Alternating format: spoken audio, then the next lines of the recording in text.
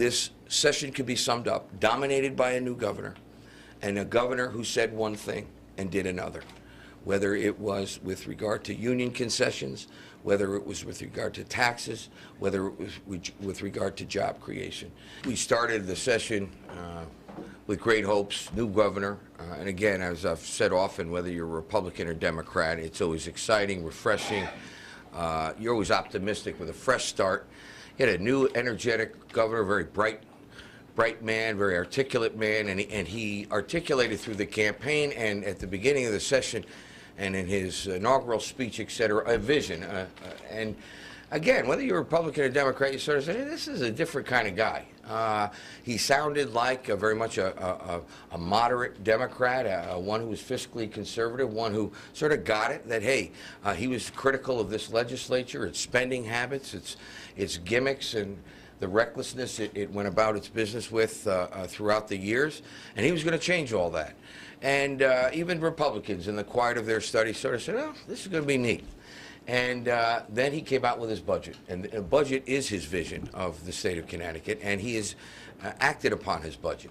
And people said, gee, you know, are you surprised the governor was successful in getting everything he wanted? No. He's a Democratic governor, the first in a generation. He had overwhelming majorities in both houses. Of course he was going to get everything he wanted. The exciting part was what he wanted seemed to be a very different path, as he would put it, a path less traveled. And then he came out with his budget. And the first thing out of the block, as opposed to the last resort, as he said, was the highest tax increase in the state's history. A tax that was actually focused, ironically, again, contrary to what the man said, on the middle class. Income tax increase of over 10%, sales tax increase, expanding the sales tax on things you never paid tax on, business taxes extended and then doubled.